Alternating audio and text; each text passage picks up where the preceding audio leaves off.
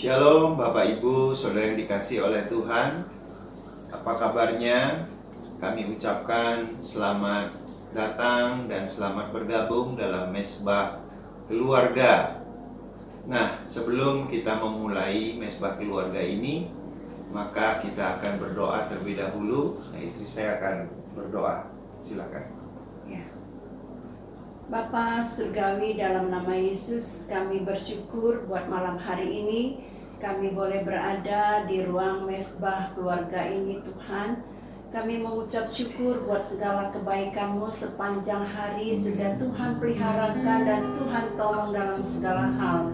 Terima kasih ya Tuhan, terpujilah Engkau di atas segalanya. Terima kasih ya Bapa, hamba mengundang hadirat-Mu ada di tempat ini. Kekudusan-Mu melingkupi kami, pengurapan-Mu melingkupi kami. Terima kasih ya Bapa, kuduskan setiap kami roh jiwa tubuh, supaya kami senantiasa layak di hadapan-Mu. Terima kasih ya Bapa, berikan kami hati yang menyembah kepada Engkau. Terima kasih, hanya di dalam nama Yesus kami berdoa dan mengucap syukur. Amin.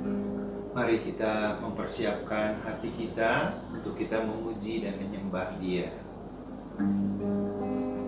Jiwaku sungguh merindukan-Mu, hatiku haus padamu. Ku mau selalu tinggal di dalam-Mu, menikmati kebaikan-Mu. Yesus, Kau yang ku cinta, selamanya Kau ku cinta, sampai akhir nafas hidupku. Yesus, Kau kekasih jiwaku. Hari berganti, tahun pun berlalu, sampai memutih rambutku. Melayani-Mu seumur hidupku, sampai ku kembali padamu. Yesus, Kau yang ku cinta, selamanya Kau ku cinta, sampai akhir nafas hidupku. Yesus, Kau kekasih jiwaku. Kita ulangi lagi pujian ini. Jiwaku sungguh merindukan-Mu, hatiku haus padamu. Ku mau selalu tinggal di dalam-Mu, menikmati kebaikan-Mu. Katakan Yesus, Yesus, Kau yang ku cinta, selamanya Kau ku cinta,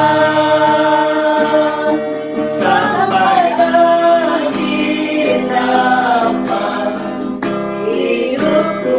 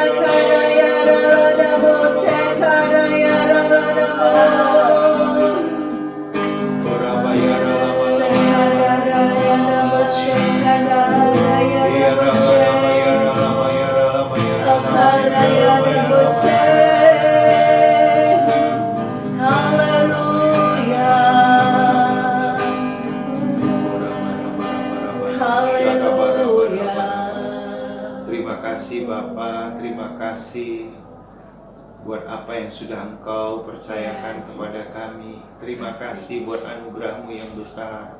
Kalau sampai hari ini kami ada semua Tuhan, karena kebaikan-Mu, karena anugerah-Mu ya Terima Tuhan. kasih, kami Terima kasih bersyukur. Bapa di surga. Terima kasih Bapa. Terima Ya, kasih. Yesus. Ku percaya janji-Mu ya Tuhan. Ya. Sungguh besar Setiamu Kau nyata nyatakan bagiku, Kau Bapa yang selalu mengerti isi hatiku.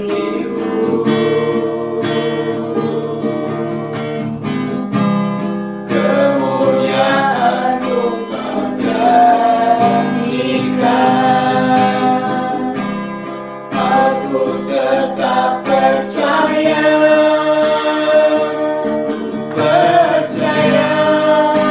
janji-Mu ajaib, terbukti dalam kehidupanku.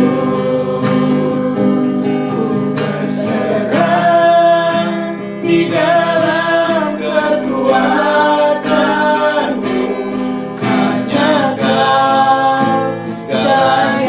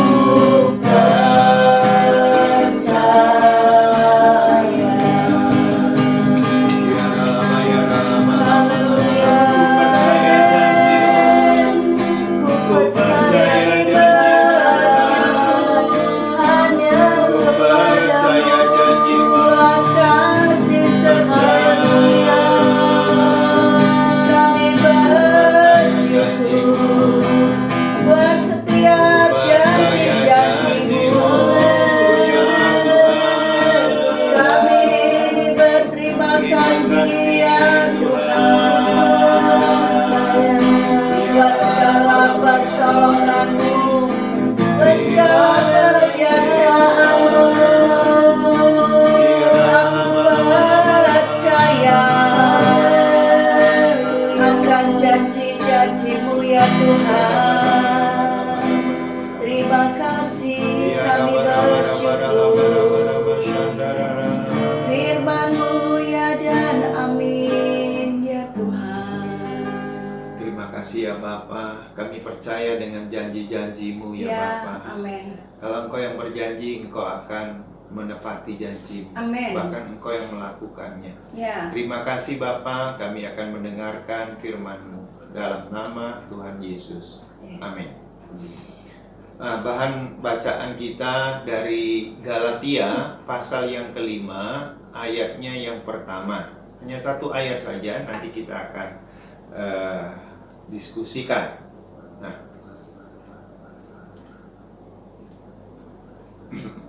mari kita buka Alkitab kita Demikian, akan baca firman sama-sama ya. Tuhan, Galatia 5 ayat yang pertama. Supaya kita sungguh-sungguh merdeka, Kristus telah memerdekakan kita. Karena itu berdirilah teguh dan jangan mau lagi dikenakan kuk perhambaan. Ya. Jadi kita sedang memasuki bulan Agustus Bapak Ibu, yaitu bulan di mana tanggal 17 Agustus 2021 nanti kita akan merayakan Hari Kemerdekaan Republik Indonesia yang ke-76. Sebab itu kami sekeluarga mengucapkan Dirgahayu Republik Indonesia yang ke-76.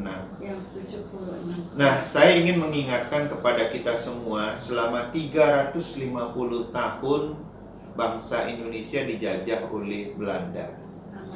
Dan 3,5 tahun dijajah Jepang. Namun pada tanggal 17 Agustus 1945 dideklarasikan kemerdekaan bangsa Indonesia melalui pidato Presiden pertama, yaitu Insinyur Soekarno. Pada waktu itu Soekarno-Hatta ya wakilnya. Nah, saat itulah bangsa Indonesia mengalami kemerdekaan.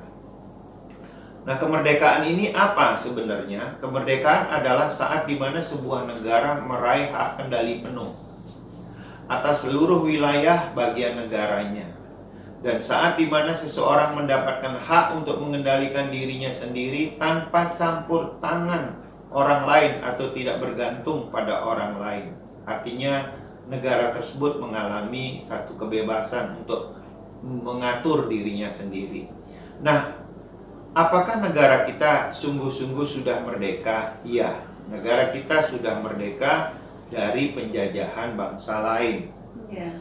Nah, namun masih ada PR yang harus diselesaikan, yaitu apa? Rongrongan pihak-pihak tertentu yang ingin menjatuhkan pemerintah kita, berserta dengan masalah-masalah lainnya. Nah, itulah gambaran daripada kehidupan orang percaya pada waktu kita percaya dan menerima Tuhan Yesus sebagai Tuhan dan Juru Selamat pribadi kita.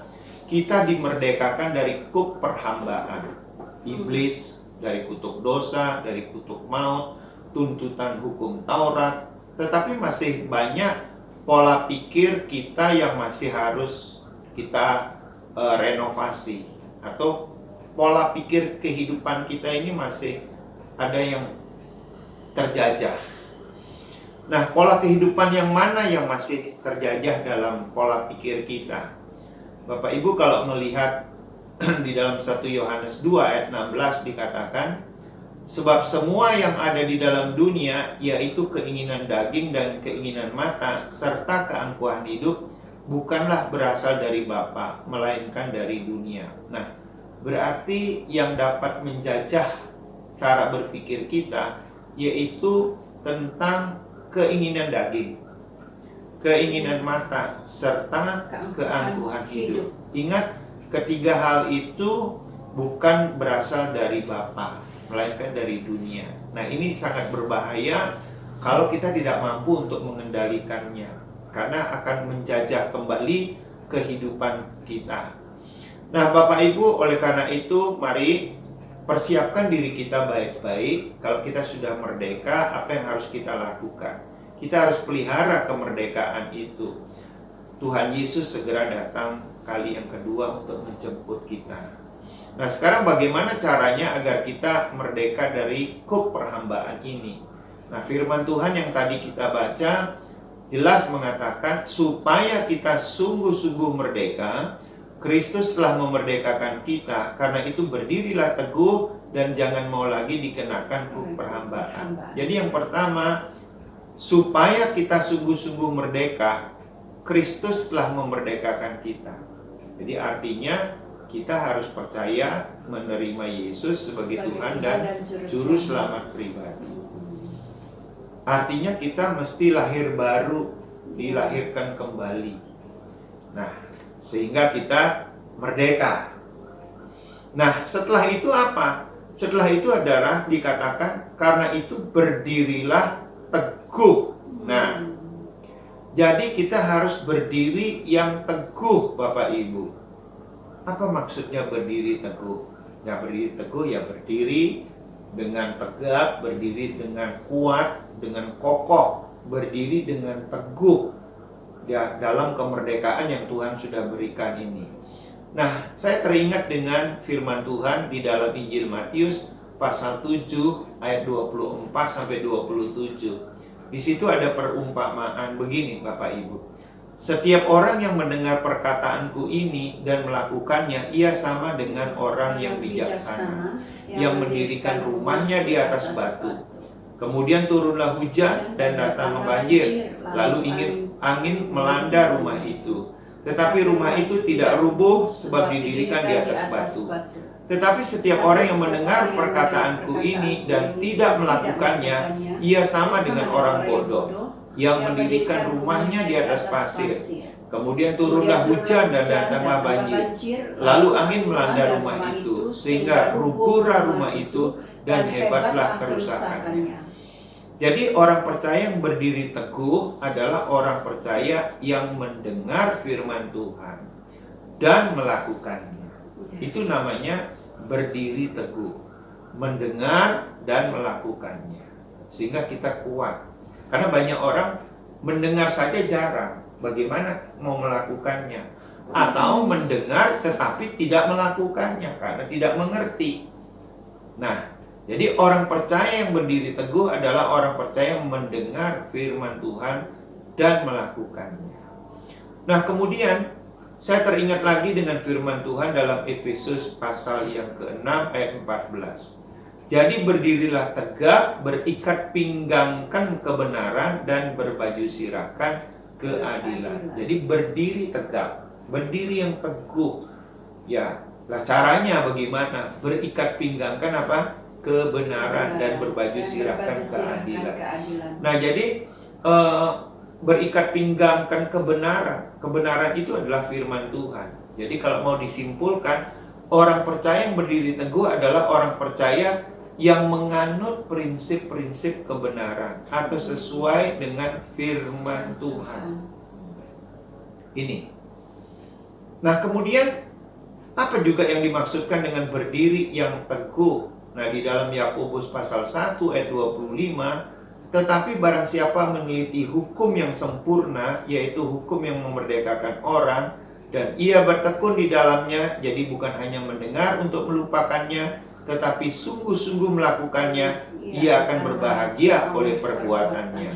Nah, jadi orang percaya yang berdiri teguh adalah orang percaya yang kesukaannya meneliti firman Tuhan, bertekun melakukannya, sehingga ia berbahagia atau diberkati waktu dia melakukan firman Tuhan itu. Nah, ini yang dikatakan orang percaya yang berdiri teguh.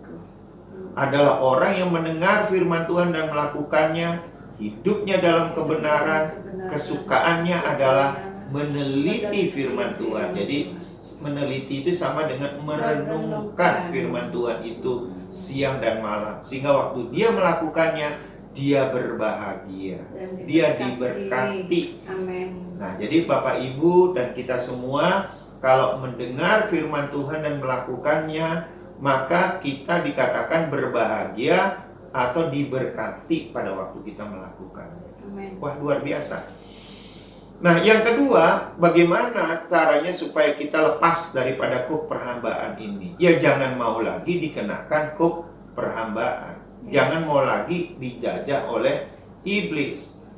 Nah, sekali lagi firman Tuhan di dalam Galatia pasal 5 ayat yang pertama yang tadi kita sudah baca, ya, supaya kita sungguh-sungguh merdeka, Kristus telah memerdekakan kita, karena itu berdirilah teguh dan jangan mau lagi dikenakan kuk perhambaan. Kan begitu. Sebelum kita percaya kepada Tuhan Yesus, kita ini kan hamba dosa, hamba iblis. Hidup kita dikendalikan oleh daging kita dan dikendalikan oleh iblis. Nah, setelah kita percaya kepada Tuhan Yesus, menerima Dia sebagai Tuhan dan Juru Selamat, maka kita menjadi hamba Tuhan. Hidup kita dikendalikan oleh Roh Kudus. Nah, kalau hidup kita dikendalikan oleh daging dan iblis, maka menuju kebinasaan. Tapi kalau hidup kita menjadi hamba Tuhan dan dikendalikan oleh Roh Kudus, maka kita menuju kepada kehidupan yang kekal. Amin. Nah, sebab itu kita harus tetap waspada. Iblis itu punya target atau tujuan utama supaya kita jatuh kembali ke dalam dosa. Ini yang harus hati-hati kita. Diibaratkan bahwa iblis itu seperti singa yang mengaum-ngaum. Ia berkeliling sepanjang hari atau 24 jam untuk mencari celah atau kelengahan kita. Bila ada celah, dia segera masuk membuat porak-poranda. Nah, sebab itu ya jangan memberi celah kepada iblis supaya dia tidak masuk dan memporak-porandakan kehidupan kita. Nah, firman Tuhan katakan dalam 1 Petrus pasal yang ke-5 ayat yang ke-8, sadarlah dan berjaga-jagalah, lawanmu si iblis berjalan keliling sama seperti singa mengaum-ngaum dan mencari orang yang dapat ditelannya. Jadi oleh karena itu sadar dan berjaga-jaga. Jadi saya suka menggunakan kata radar kesadaran kita. Ya, radar kesadaran kita itu harus on. Nah, ini saya kutip dari teman sepelayanan ya. Kita harus waspada itu, berjaga-jaga, sadar itu radar kesadaran kita. Nah, banyak contoh di dalam Alkitab. Yesus sendiri juga setelah dia berdoa puasa 40 hari di padang. Jadi dia dicobai di padang gurun ya oleh si iblis ini ya. Cobai di padang. Nah, seperti itu. Iblis itu juga digambarkan seperti apa? Pencuri ya. Yang pekerjaannya mencuri, membunuh, dan membinasakan. Nah, mari Bapak Ibu yang dikasihi oleh Tuhan, kalau kita sudah percaya kepada Yesus, kita dimerdekakan oleh karena Kristus, Yesus Kristus, maka kita harus berdiri teguh. Artinya iman kita itu harus kuat. Dan yang kedua, jangan mau lagi dikenakan kuk perhambaan. Artinya jangan mau lagi ya kita buka celah untuk iblis masuk lagi dalam kehidupan kita. Nah, dengan demikian kita sungguh-sungguh merdeka. Oleh sebab itu isilah kemerdekaan itu dengan apa? Dengan firman Allah. Setiap hari membaca firman Tuhan, merenungkan firman Tuhan itu siang dan malam, dan melakukannya firman itu. Isi hidup kita itu dengan firman Tuhan. Tapi yang kedua, jangan lupa, yaitu apa? Mengerjakan keselamatan itu sendiri. Yang Tuhan sudah anugerahkan kepada kita, sehingga kita mendapatkan keselamatan yang sempurna dari Dia. Nah, mari kita akan berdoa. Yang pertama, kita akan berdoa ya bagi Bapak Ibu yang sungguh-sungguh rindu untuk merdeka ya dalam segala aspek kehidupan kita. Kita berdoa. Nanti istri saya yang akan mendoakan ya. Kemudian kita juga akan berdoa untuk bangsa dan negara agar Tuhan turun tangan memulihkan pandemi COVID-19 ini dan resesi-resesi yang terjadi. Juga agar masyarakat mematuhi protokol kesehatan sehingga kita dengan cepat dapat menyelesaikan yang namanya pandemi COVID-19 ini. Mari kita akan berdoa. Silakan berdoa. Bapa Surgawi, dalam nama Yesus kami bersyukur buat firman yang sudah ditabur. Biarlah jatuh di tanah hati kami, di tempat yang subur ya Bapa. Biarlah setiap kami boleh meresponi akan kebenaran firman ini. Biarlah jiwa kami juga Kau ubahkan, roh jiwa tubuh kami Engkau pulihkan ya Bapa. Amin. Karena firman-Mu berkata dalam Galatia 5 ayat yang 1, supaya kami sungguh-sungguh merdeka di dalam Tuhan Yesus Kristus yang telah memerdekakan kami. Karena itu, biarlah Engkau Tuhan yang memberikan kekuatan dan keteguhan dalam hati kami, supaya kami senantiasa berjaga-jaga dan berdoa. Biarlah Tuhan menolong kami, setiap kami ya Tuhan. Bapa, Engkaulah Allah yang terus memulihkan hidup kami. Kami percaya pada saat kami menerima Engkau sebagai Tuhan dan Juru Selamat, Tuhan sudah memberikan kami kehidupan yang kekal. Biarlah kehidupan yang kekal itu menjadi milik kami seterusnya. Dengan jalan kami terus bertekun di dalam Tuhan dan melekat kepada Tuhan Yesus. Terima kasih ya Bapa. Biarlah setiap kami, pribadi lepas pribadi, menyadari bahwa kami harus mengisi kemerdekaan yang sudah Tuhan berikan dalam hidup kami.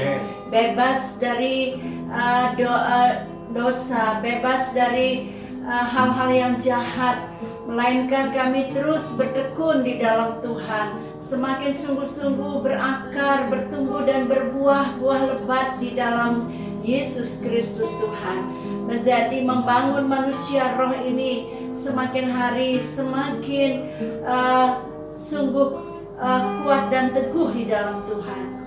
Terima kasih ya Bapa, biarlah dalam membangun manusia roh ini menuju ke keserupaan dengan Kristus, Tuhanlah yang memberikan kekuatan kepada kami. Terima kasih ya Bapa, terima kasih. Hanya dalam nama Yesus kami berdoa. Ucap syukur. Mari kita berdoa untuk bangsa dan negara yang kita kasihi, Indonesia.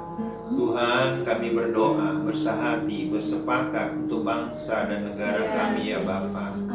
Kiranya Tuhan turun tangan untuk penyelesaian pandemi COVID-19 dan resesi yang terjadi akibat daripada pandemi COVID-19 ini. Kami percaya Tuhan, kalau Tuhan yang turun tangan, maka persoalan selesai dalam nama Tuhan Yesus. Bapa, oleh karena itu bersegeralah ya Tuhan untuk turun tangan.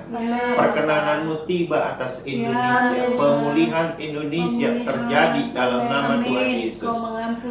Tuhan, Kau mengampuni setiap kami. Ampuni Tuhan, ampuni setiap kami Tuhan. Pulihkan Indonesia. Kami berdoa juga agar masyarakat mematuhi protokol kesehatan Bapa. Apa yang sudah diprogramkan oleh pemerintah dapat terlaksana dengan baik ya Bapak. Biarlah pemerintah dengan cepat dan tanggap untuk penyelesaiannya Bapak. Demikian juga dengan para medis, Tuhan memberikan dia kekuatan ya Bapak. Kecepatan, ketelitian untuk melakukan apa yang Tuhan sudah percayakan kepadanya Tuhan. Sehingga dalam waktu yang tidak terlalu lama ini, pandemi COVID-19 dapat terselesaikan dengan baik di Indonesia ya Bapak. Terima kasih Tuhan. Tuhan memberkati pemerintahan kami. Tuhan memberkati presiden kami, wakil presiden dan menteri yang bersama-sama dalam mengerjakan program pemerintah ini. Terima kasih Bapa di surga. Terima kasih. Biarlah mesbah keluarga ini kami akhiri malam hari ini Tuhan dengan damai sejahtera dan berkat yang melimpah-limpah atas setiap kami. Terima kasih Bapa di surga. Di dalam nama Tuhan Yesus. Amin. Baik Bapak Ibu, Saudara yang dikasih oleh Tuhan, terima kasih buat kebersamaannya bersama-sama dengan kami dalam mesbah keluarga. Dan kami berdoa Bapak Ibu juga mengadakan mesbah keluarga setiap hari bersama dengan seluruh keluarga. Terima kasih. Sampai jumpa kembali. Tuhan memberkati kita.